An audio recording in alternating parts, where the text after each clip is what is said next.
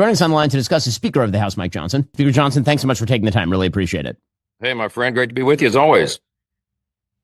So let's talk about the status on the shutdown. Democrats seem continuously intransigent here. We are now multiple weeks into the shutdown. We're about to hit the SNAP cutoff in terms of funding for some 42 million Americans who are on SNAP, which is an insane number.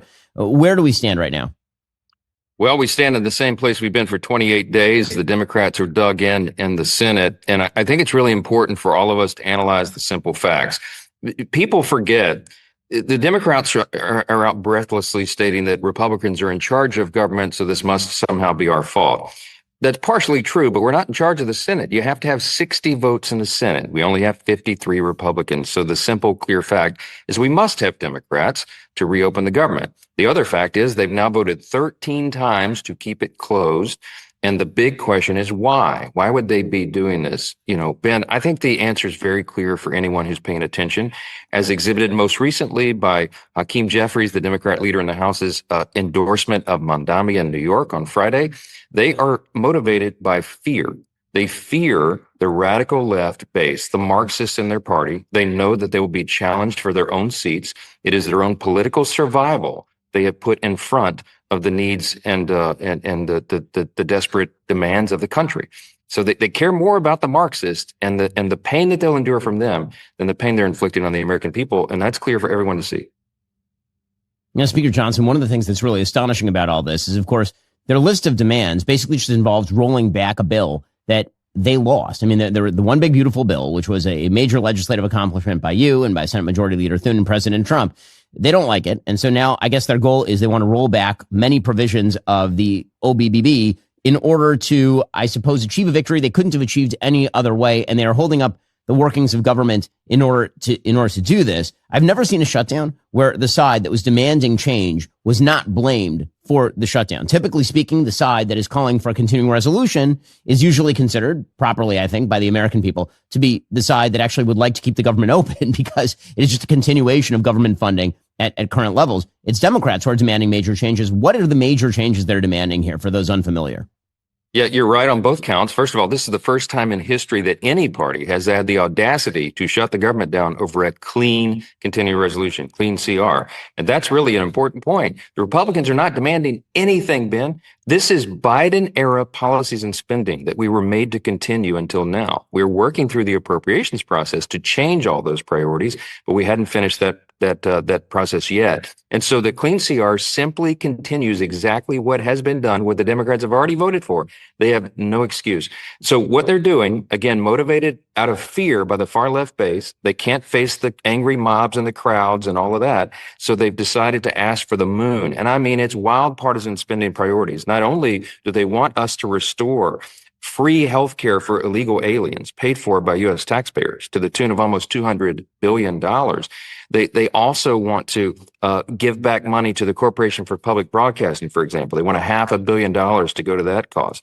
They want to give money to all these boondoggle foreign spending priorities again. I mean, it's crazy things. They want, $4 million, for example, one of the line items that would go to LGBTQ whatever the acronym is, plus, awareness campaigns in foreign countries. They want to spend money in the Horn of Africa to promote feminist ideals. I mean, all this kinds of stuff that the American people have had enough of. During the DOGE effort, early in this Congress and the administration, we recognized all the amazing abuses and fraud and waste that was being spent, and we fixed all that. They want to restore it. And by the way, they want to cut the $50 billion the Republicans put in that big bill to prop up our rural hospitals. They can't claim they're about health care. They want to take that away from red states and rural areas. So it's filled with all sorts of nonsense that they absolutely know, Ben, we could never go for.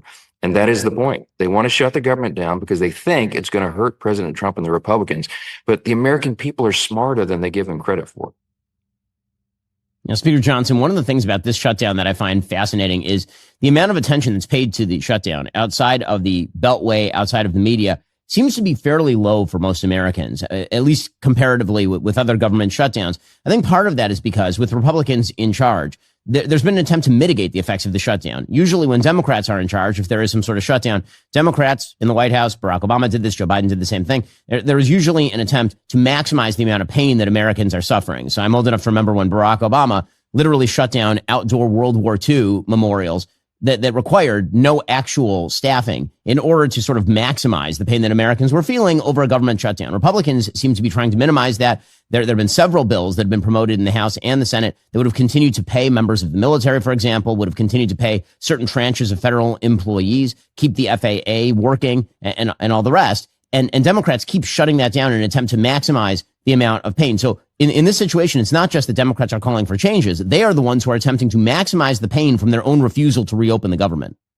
Absolutely right. I mean, think of it as a control panel of dials, that is at the White House. In a shutdown situation, the executive branch has all those dials. And you're right. Barack Obama turned them all up to level 10 immediately. I mean, remember, they put yellow, red crime tape around the World War II memorial out on the National Mall. They wouldn't even let veterans who traveled into Washington get close to the memorial because they wanted it to hurt so badly. And unlike the Democrats, Republicans do not take pleasure in hurting the American people. I mean, you've heard them in their own words say the quiet parts out loud. Chuck Schumer literally said here 6 or 7 days ago that every day of the shutdown gets better for us, meaning his party. You had the number 2 ranked Democrat in the House just the other day say, yeah, we understand it's going to cause pain, but that's the only time we have leverage. They admit that they're doing this intentionally and that they want people to hurt.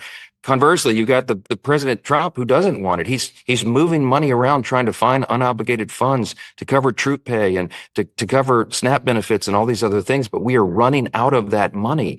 And this is a desperate, serious time. Real Americans feeling real hardships because the Democrats are here playing politics and running away from the Marxists and their party. That is just clearly and simply exactly what's going on. And history will tell the story here of who imposed this pain. I think people are waking up to it. Speaker Johnson, one of the things you've mentioned a couple of times here is the Democrats being hawked to their left wing. It is very clear the Democratic Party, unfortunately, continues to move to the left and away from even the moderates in their own caucus. There's been talk about attempts in the Senate to primary Senator John Fetterman, who remains a very popular senator in Pennsylvania. He's a Democrat who votes almost all the time with the Democrats. I think he's voted with President Trump some 6% of the time, but because he opposes the government shutdown and likes Israel, this means that he is not in fine fettle with the Democratic base. Obviously, Zohar Mamdani and AOC are sort of leading a wing of the Democratic Party that seems to be trying to take control of the Democratic Party with very little objection from sort of the more mainstream Democratic Party. What do you make of the future of a Democratic Party that continues to hand itself over to these people? The party is committing suicide in a political sense. They truly are, and we're watching it develop day by day now. This is not your father's Democratic Party. I mean, my grandparents wouldn't recognize this party at all.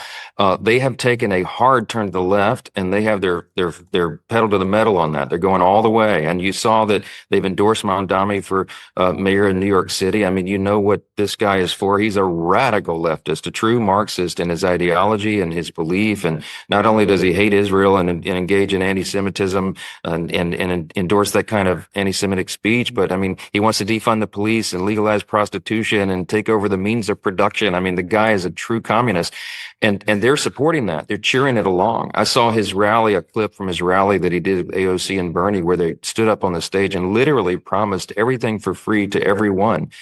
That's never ended very well in history, but they're not students of history. But we are. The point is that the chasm is so wide now between the two parties. You're actually seeing a split screen in American politics and society. And on one side, you think of it, in the last 9.5 months, this Congress and the second Trump administration, President Trump and Republicans are delivering for the people. We have cut taxes, cut regulations, eliminated fraud, waste, and abuse and on a massive scale. We solved the border crisis. We're solving the crime crisis around the country. President Trump is literally resolving armed conflicts and wars around the globe. That's just 9 months. And what have the Democrats done in that same time period? They shut the government down. And they've assaulted some ICE officers, and they've encouraged violence in the political sphere.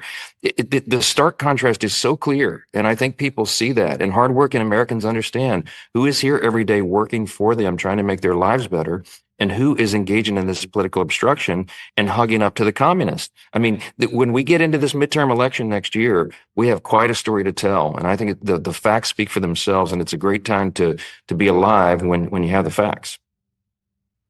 Speaker Johnson, when we look at the future of this shutdown, can you lay out for us sort of the calendar of the things that are slated to happen if the shutdown continues? Because while the shutdown has not been, I think, at the forefront of most people's imagination right now, that's going to change very shortly as the calendar progresses.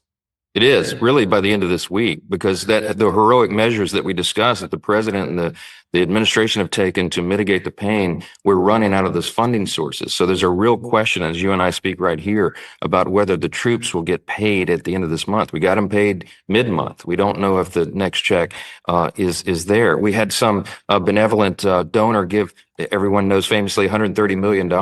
That's really a drop in the bucket when you have so many active duty military personnel, 1.4 million of them. That's a lot of funds that are needed to make sure their families are paid. And think of it, these are young soldiers and airmen and sailors who are, many of whom are deployed around the world, defending American interest and our safety. And they've left young families at home. And they're, for example, young moms. I know in my district, I have a big military district, 2 major bases there. And we've got young families, young moms with, 2 or 3 kids, and they live paycheck to paycheck. And they're not going to get that paycheck because the Democrats are playing games. You have TSA agents and Border Patrol agents and air traffic controllers. Guess what? If you have plans to travel in the coming weeks, you better factor in delays and maybe canceled flights, because as Secretary of Transportation Sean Duffy said here in a press conference a couple of days ago with me, he wants you to be on time, but he'd rather you be late than jeopardize your safety. So if we don't have people in the towers because they're not getting paid and the stress level's too high, they're going to cancel the flights. They have no choice. So it's just going to reverberate all the way through the economy and to every community around the country. SNAP benefits are going to dry up November 1. We have 42 million Americans who depend upon that for food. Literally, it's food stamps as we used to know it. That funding is no longer going to be available. We had the small business administrator, Kelly Loeffler, with us at our press conference yesterday, and she explained how small businesses, which provide like 99% of the jobs in America, are really struggling because so many of them have government contracts that have been delayed. And it just goes on and on throughout the society. You have veteran services, health services for the elderly and disabled. All the things that the federal government provides have been turned off by the Democrats. And it cannot be emphasized enough, Ben. We have voted 13 times to open the government. They have voted 13 times to shut it down. And they have no way out of it. They have painted themselves into a corner. Everything they're asking for cannot be delivered, and they know that. And so it seems they're taking great pleasure in causing all this chaos around the country, and it's just disgusting to us. Well, Speaker Johnson, obviously we'll keep an eye on everything that's happening. We appreciate your stalwartness and your leadership in the House of Representatives. You have a very rough job, and you've done an amazing job with that very, very difficult job, as we've discussed many times before. Thanks so much for your time. Thanks for stopping by. Great to be with you, my friend. Keep up the great work.